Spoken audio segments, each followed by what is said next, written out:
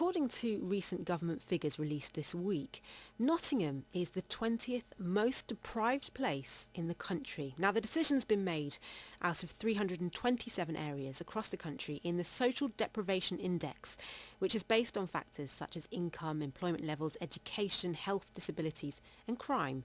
But the ranking's actually an improvement on our previous score, where back in 2007, Nottingham was voted the 13th most deprived place in the UK, and back to 2004 we were the 7th. So is this a fair assessment of life in Nottingham? Well, Colin Mitchell, owner of Mitchell's Health Food Store in Radford, has worked in the area for 30 years and says the figure's misleading. I think it's just people passing through without actually getting the community spirit, and they misinterpreted what's actually happening in the community. I wouldn't say it's deprived. It's a very nice, friendly area with a lot of interracial people mixed together, and it's quite happy. But what do you think? Is life in Nottingham all that bad? Well, Nigel Cook, the director of One Nottingham, joins me now. As we heard there, a man working in Radford for 30 years and thinks that the figures aren't fair. The figures, unfortunately, are based on objective information collected by the government, not collected by anybody locally. And they are a combination of statistics, as you said, from crime through to employment, poverty amongst older people, poverty amongst children, things like that. So it is an objective assessment done of Nottingham. But I'm pleased to hear what he said, because if the feeling on the ground is that Nottingham is a good place and communities are getting on well together and the neighbourhoods are good, then actually that vindicates a lot of the stuff that we've been doing to improve things.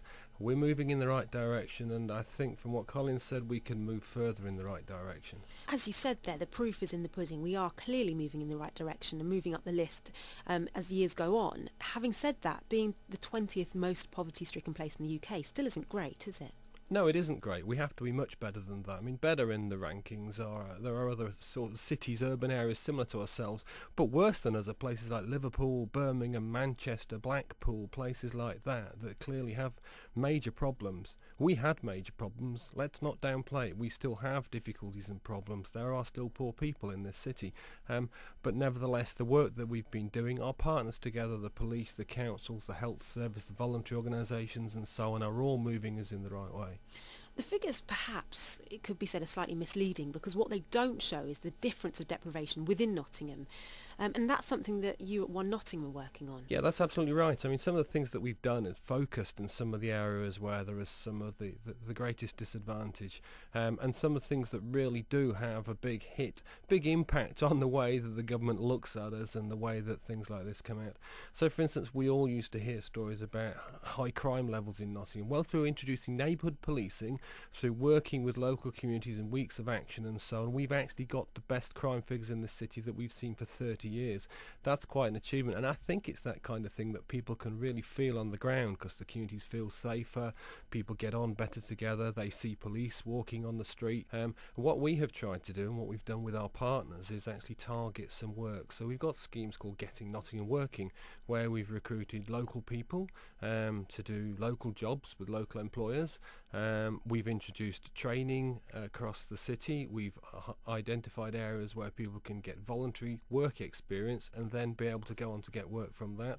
And our unemployment figures, our youth unemployment figures, for instance, are much better than other parts of the country because of investment from One Nottingham and the City Council. We've managed to create hundreds of jobs, only short-term jobs, but jobs which have given people opportunities to get employment experience, to get some skills, and then go on to permanent jobs, and we think that is happening. Do these figures undermine the hard work that you've been doing? Do they make Nottingham look bad?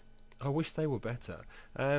In some ways I'm pleased because we are moving in the right direction. I don't feel undermined, and I don't think the partners feel undermined. I think it shows that if you focus and you target on, as you rightly say, on some of your hardest hit areas, that actually do make an impact across the board. And I think that so long as we're in control, and we're not in control of every factor, I know, but as long as we're in control of the things that we've been doing, then I think we can keep moving in the same direction. Now, earlier this afternoon, you heard from Nigel Cook from One Nottingham, talking about the figures released by the government this week, which showed Nottingham to be the 20th most deprived place place in the country. Now, the decision's made from 327 areas in the Social Deprivation Index, and it's based on factors such as income, employment levels, education, health, disabilities and crime. It's a whole variety of issues. And I'm joined now by the manager of Nottingham Equal, which is a charity working with black and ethnic minority communities to prevent and relieve poverty in the city. And manager Tony Hamilton from the group joins me now. First and foremost, were you surprised to hear the news that Nottingham is the 20th most poverty-stricken place in the UK? No, I wasn't. I mean, as you go around the city, Nottingham is a lovely city. I'm from Yorkshire. And, so it's not like, the ghettos of the Bronx and what have you in America. But at the same time, in the job that I do come across a lot of poverty. There's a lot of people struggling in Nottingham to get by, especially since we had the crushing recession, which is still ongoing in reality for most of us.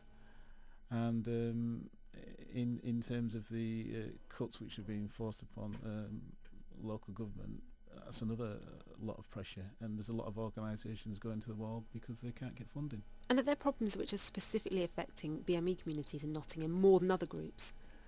Yes, because by the nature of the sort of deprivation, there's been lots of studies done, and I could bore you rigid with statistics, but there's plenty of studies done which show that black and minority ethnic people inhabit the lowest groups or the lowest sort of economic deprivation indices across all groups. So they're underachieving in education, they inhabit poorer social housing, health inequalities are quite wide, unemployment is bad, so that, people from black and minority ethnic backgrounds are more likely to be unemployed. So well, earlier this afternoon we also heard from Colin Mitchell, who I'm sure you'll know is the owner of Mitchell's Health Food Stores in Radford.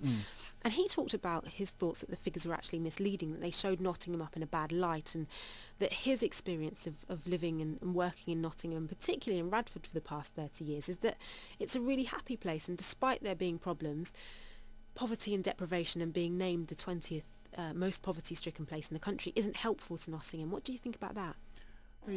It might not be helpful, but it's a fact of life, and just because you suffer from poverty and deprivation doesn't mean to say that you're going to be miserable and unhappy all the time. We see programs of kids in the developing world who don't have a meal but they're really happy. So the two are incompatible.